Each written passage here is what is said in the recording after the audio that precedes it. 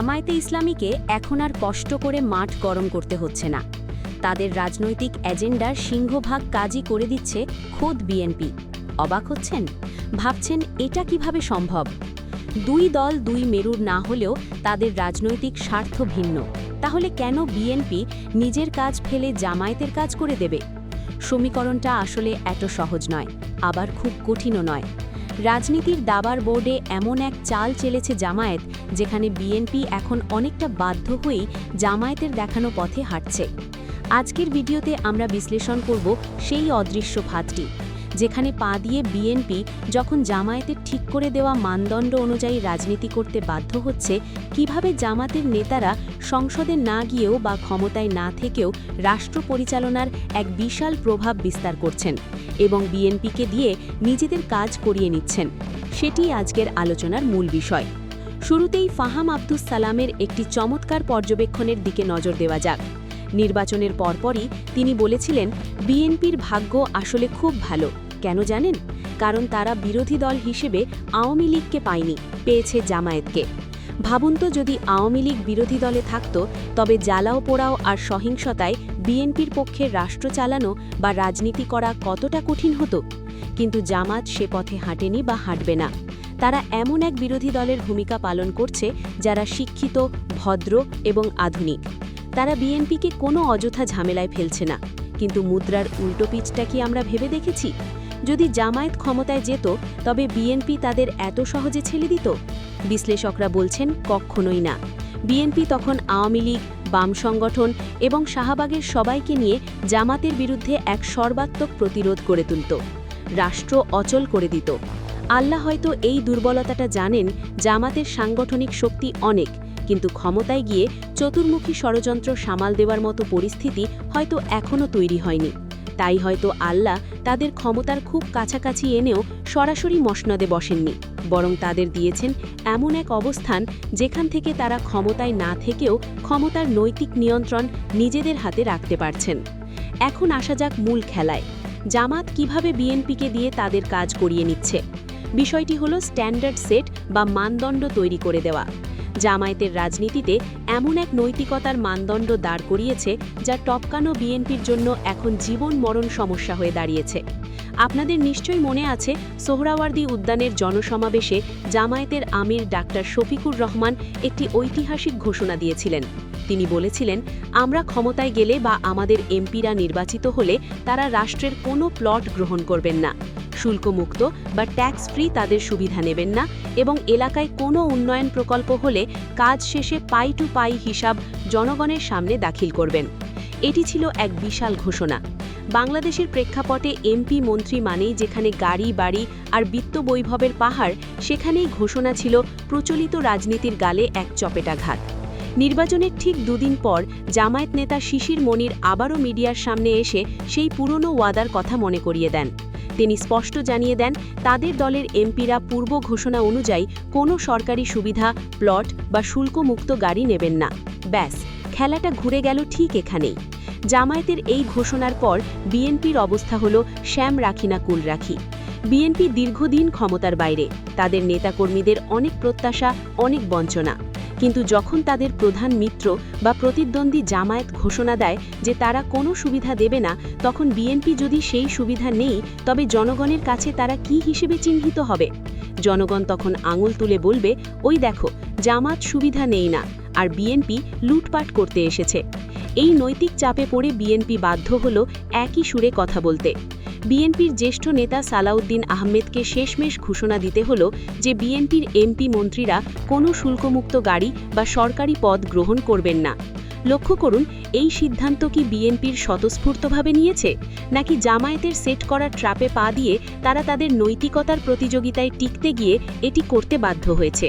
উত্তরটা পরিষ্কার। জামায়াতের কাজ অর্থাৎ দুর্নীতির বিরুদ্ধে কঠোর অবস্থান এখন বিএনপিকে দিয়ে বাস্তবায়ন করানো হচ্ছে। মাঠ পর্যায়ে রাজনীতিতে এর প্রভাব কিভাবে পড়ছে? এমপি বা মন্ত্রী পর্যায়ের কথা তো বললাম, কিন্তু স্থানীয় রাজনীতি, সেখানেও জামাতে এক অভিনব কৌশল নিয়েছে। জামাত এমপিরা তাদের নির্বাচনী এলাকা ঘোষণা দিয়েছেন, কিন্তু স্ট্যান্ড, সিএনজি স্ট্যান্ড, মাছ বাজার, সবজি বাজার, বালুরঘাট কিংবা খেয়াঘাট, কোথাও কোনো প্রকার চাঁদাবাজি চলবে না। কুষ্টিয়া ৪ আসনের কথাই ধরুন। সেখানে জামাতের প্রতিনিধিরা এবং স্থানীয় প্রশাসন মিলে ঘোষণা দিয়েছেন যে চাঁদাবাজি সম্পূর্ণ নিষিদ্ধ। যখন একই এলাকার এমপি বা নেতারা চাঁদাবাজি বন্ধ করে দেন এবং জনগণের কাছে স্বচ্ছতার প্রতীক হয়ে ওঠেন, তখন পাশের এলাকার বিএনপি নেতারা আর চাঁদাবাজি করতে পারবেন না। করলেই তো জনগণ তুলনা করবে। জনগণ বলবে, পাশের এলাকায় জামাত চাঁদাবাজি বন্ধ করেছি, আর তোমরা করছো। তাহলে বিএনপির মাঠ পর্যায়ের নেতারা এখন বাধ্য হচ্ছেন চাঁদাবাজি এবং দখলদারিত্ব থেকে দূরে থাকতে। প্রশাসনও নড়ে চড়ে বসতে বাধ্য হচ্ছে। অর্থাৎ জামাতের যে জিরো টলারেন্স নীতি চায়, সেটা তারা নিজেরা ক্ষমতায় না থেকেও বিএনপিকে দিয়ে বাস্তবায়ন করিয়ে নিচ্ছে। একেই বলে কাউন্টার পলিটিক্স। অন্যদিকে দেখুন, সরকারের একজন মন্ত্রী রবিউল ইসলাম রবি যখন বলেন সড়কে নেগোসিয়েশন করে টাকা নিলে সেটা চাঁদাবাজি হয়, তখন মনে কি প্রতিক্রিয়া হয়? মানুষ হাসাহাসি করে, কারণ জামাতের ইতিমধ্যেই মানুষের মনে ঢুকিয়ে দিয়েছে যে কোনো প্রকার অনৈতিক লেনদেনে গ্রহণযোগ্য নয়। এই যে জনমতের পরিবর্তন, এটাই জামাতের আসল বিষয়। আরেকটি মজার বিষয় লক্ষ্য করেছেন কি? বিএনপির চালচলন এবং কথাবার্তায় আমূল পরিবর্তন। গত কয়েক বছরে বিএনপির শীর্ষ নেতাদের বেশভূষা এবং বুলি দুটোই বদলে গেছে। তারেক রহমানের ভার্চুয়াল মিটিংগুলোতে তার ব্যাকগ্রাউন্ডে বা লোগোর উপরে এখন শোভা পায় কালেমাই তৈবা। সালাউদ্দিন আহমেদের মুখে শোনা যায় মদিনার সনদের রাষ্ট্র পরিচালনার কথা। বিএনপি নেতাদের মাথায় টুপি, গায়ে পাঞ্জাবি এবং ইফতার মাহফিলের আড়ম্বর এখন আগের চেয়ে অনেক বেশি। কেন এই পরিবর্তন? কারণ তারা বুঝতে পেরেছে বাংলাদেশে ইসলামী মূল্যবোধের রাজনীতি এখন একটু বড় ফ্যাক্টর। জামাত তাদের দলীয় স্বকীয়তা বজায় রেখে জনগণের যে বিশাল অংশের আস্থা অর্জন করেছে, সেই ভোট ব্যাংক বা সমর্থন ধরে রাখতে হলে বিএনপিকেও ইসলামী ভাবধারার রাজনীতি করতে হবে। অর্থাৎ জামাতে ইসলামী মূল্যবোধের রাজনীতি প্রতিষ্ঠা করতে চায়। বিএনপি এখন নিজেদের রাজনৈতিক অস্তিত্ব টিকিয়ে রাখতে সেই একই চর্চা শুরু করেছে। প্রকারান্তরে জামাতের আদর্শিক বিজয়ও এর মাধ্যমে প্রতিফলিত হচ্ছে। জামাতের আমির বারবার বলছেন, আমরা শাসক হতে আসিনি, আমরা সেবক হতে এসেছি, আমরা দায়িত্বশীল হতে চাই। এই কথাটি শুধু কথার কথা নয়, এটি একটি রাজনৈতিক দর্শন। যখন একটি দল বলে তারা ক্ষমতার জন্য লালায়িত নন, বরং দায়িত্ব পালনে আগ্রহী, তখন অন্য দলগুলোকেও সেই দায়িত্বশীল আচরণের ভান করতে হয়। বিএনপি যদি এই সুযোগ বা এই ফেসিলিটিটুকু গ্রহণ না করে, অর্থাৎ তারা যদি জামাতের এই ক্লিন ইমেজের রাজনীতির সাথে নিজেদের মানিয়ে নিতে না পারে, তবে সেটা হবে তাদের চরম ব্যর্থতা। আগামী 5 বছর যদি বিএনপি রাষ্ট্র পরিচালনা করে, তাদের প্রতিটি পদক্ষেপ মাপা হবে জামাতের তৈরি করা স্কেলে। আওয়ামী লীগ বা ভারত কি বলল, তার চেয়ে বড় ফ্যাক্টর হয়ে দাঁড়াবে জামাত কি করছে। এই পুরো বিষয়টি বিশ্লেষণ করলে দেখা যায় জামাত আসলে বিএনপিকে এক অলিখিত পরীক্ষায় ফেলে দিয়েছে। তারা নিজেরা কোনো হট্টগোল করছে না, জ্বালাও পোড়াও করছে না, তারা শুধু নিজেদের কাজটা করে যাচ্ছে, অত্যন্ত নীরবে এবং সুশৃঙ্খলভাবে। আর এই নীরবতাই বিএনপির জন্য সবচেয়ে বড় চ্যালেঞ্জ। কারণ শয়তানের সাথে লড়াই করা সহজ, কিন্তু ফেরেশতার মতো আচরণ করা প্রতিপক্ষের সাথে টিকে থাকা কঠিন। সেখানে টিকে থাকতে হলে নিজেকেও ফেরেশতা হতে হয়। তাই ভিডিও শুরুতে যা বলেছিলাম, জামাতের কাজ এখন বিএনপি করে দিচ্ছে। দুর্নীতিমুক্ত সমাজ, চাঁদাবাজি মুক্ত বাজার এবং ইসলামী মূল্যবোধের রাজনীতি। জামাতের এই এজেন্টগুলো এখন বিএনপিকে নিজের কাঁধে তুলে নিতে হচ্ছে।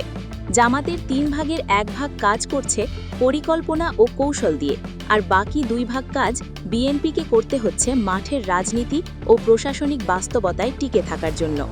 বিএনপি কি পারবে এই নৈতিকতার পরীক্ষায় শেষ পর্যন্ত টিকে থাকতে, নাকি ক্ষমতার স্বাদ পেলে পুরনো অভ্যাসে ফিরে যাবে? তবে এটা নিশ্চিত, জামাতের যে বেঞ্চমার্ক বা মানদণ্ড সেট করে দিয়েছে, সেখান থেকে নিচে নামলেই বিএনপিকে চড়া মূল্য দিতে হবে। যদি তারা এটা ধরে রাখতে পারে, তবে লাভটা শেষ পর্যন্ত দেশের জনগণেরই। আজকের বিশ্লেষণটি আপনাদের কেমন লাগলো? আপনারা কি মনে করেন বিএনপি আসলে জামাতের এই কৌশলী রাজনীতির কাছে জিম্মি হয়ে পড়েছে, নাকি এটি বিএনপির নিজের শুভবুদ্ধির উদয়? আপনাদের মতামত অবশ্যই কমেন্ট করে জানাবেন। তো বন্ধুরা, আজকের ভিডিও এখানেই শেষ। ভিডিওটা ভালো লাগলে অবশ্যই লাইক দিন, খবর রূপান্তর ট্রেন্ডস চ্যানেলটি সাবস্ক্রাইব করুন, আর নিচে কমেন্ট করে জানাবেন আপনার মতামত। আবার দেখা হবে পরের ভিডিওতে। আল্লাহ হাফেজ।